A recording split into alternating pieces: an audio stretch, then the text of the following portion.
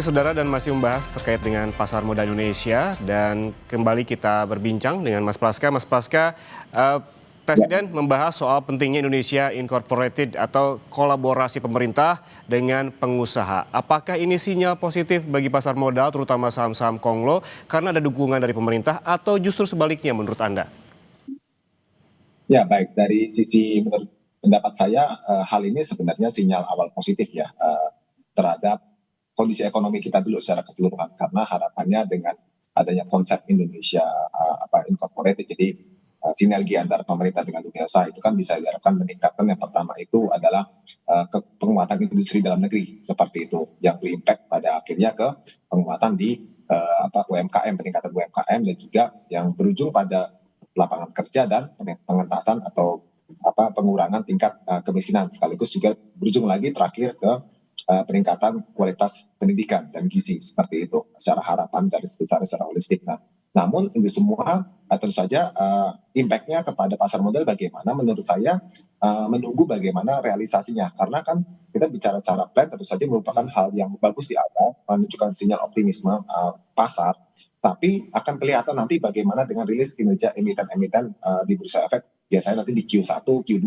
nah itu akan kelihatan apakah sudah ada impact-nya terkait yang terefleksi pada sektor-sektor yang ke arah sektorial, di antara seperti misalnya barang konsumsi, retail, dan sebagainya. Yang meskipun secara data-data ekonomi, kalau saya lihat indeks manufacture PMI, indeks consumer confidence itu sudah menunjukkan adanya pemulihan, bahkan manufacture PMI kita itu sudah kembali berada di atas 52 ya, menunjukkan optimisme kembali di sektor industri. Nah, ini yang diharapkan bisa berkelanjutan sehingga membuat pasar modal kita khususnya di pasar saham itu bisa tetap sustain ya, sembari menunggu penyelesaian tadi dengan MSCI, yang diharapkan jangka panjangnya di 2026 ini market kita bisa kembali bullish, ekspektasi yang bisa kembali tembus ke level 9.000. Oke, kita lihat bagaimana realisasinya. Tapi kalau kita flashback begitu Mas Praska, di tahun 2025 lalu IHSG ini ditopang oleh emiten-emitennya konglomerat begitu. Sehingga kalau kata Pak Purwe bilang sampai to the moon. Namun nampaknya pada awal tahun ini agak loyo nih. Analisis Anda bagaimana?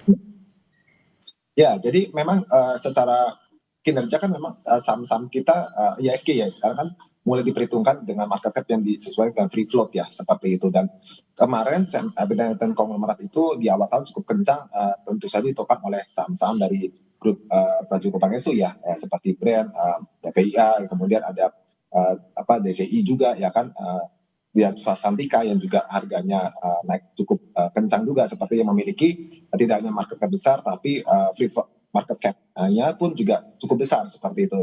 Nah, saat ini saham-saham tersebut tentu saja karena mengalami koreksi dari titik tertinggi, dan memang dalam data yang saya miliki ini masuk dalam top 10 atau top 15 ya, dalam hal market cap berbasis free float. Ini membuat ISG kita akhirnya juga ikutan loyo, seperti terseret ke bawah. Nah, harapannya adalah dengan pertemuan konglomerat, 5 konglomerat tersebut, termasuk diantara dari grup Sinarmas, grup Zuko Pangestu, grup dari Bagi Tohir, dan tadi ada grup Aguan juga ya kan.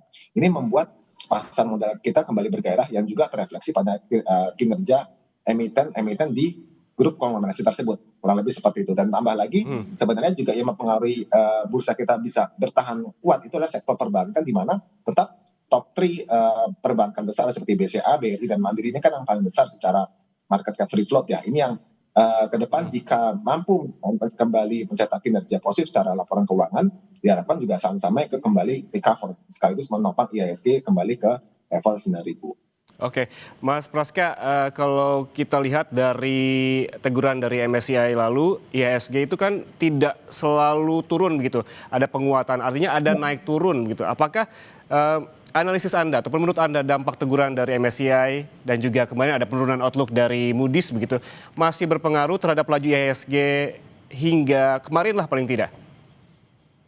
Menurut saya dampaknya sudah minor, karena dari analisis saya market tampaknya sudah memprice in banyak banget waktu MSCI mengumumkan pembekuan inklusi atau rebalancing saham-saham di Indonesia untuk indeks MSCI, seperti itu.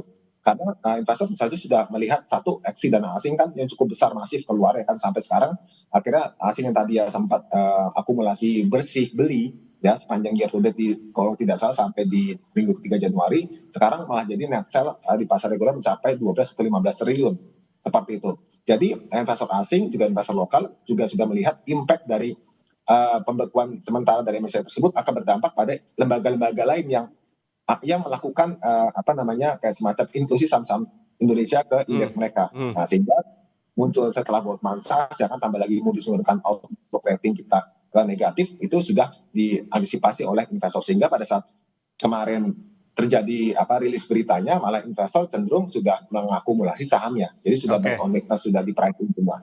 Oke, justru dari beberapa investor menjadikan momentum kemarin itu sebuah kesempatan untuk masuk begitu ya Mas Praskaya. Nah, kalau Ya. kita berbicara soal masa depan, proyeksi Anda jika Indonesia mampu memenuhi permintaan dari MSCI, apakah IHSG akan terbang lagi seperti awal tahun ke level 9.000? Apa saja katalis-katalis yang diperlukan untuk mencapai level ini kembali?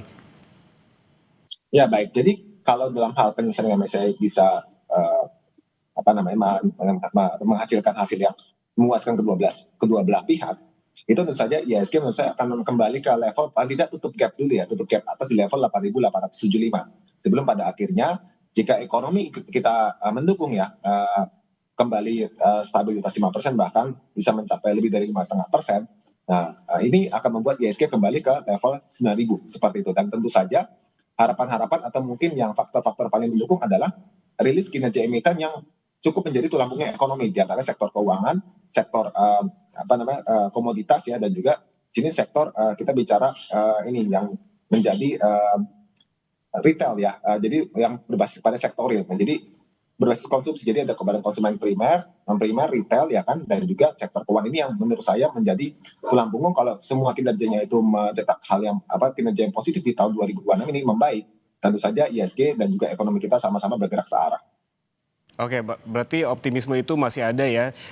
Kita ada beberapa teguran dari asing, termasuk tadi MSCI dan juga kemarin Moody's yang menurunkan outlook kita. Namun kesempatan potensi untuk naik lagi ke level 9.000 ini masih terbuka lebar. Dan ada juga target 10.000 dari Menteri Keuangan Purbaya hingga akhir tahun 2026. Juga memang perlu ada PR-nya begitu yang perlu dilakukan oleh pemerintah terkait juga perbaikan ekonomi. Terima kasih Praska Putrianto, CEO Advisor Profi Navisindo atas waktunya bersama kami di Kompas Bisnis. Mas Praska, sehat selalu.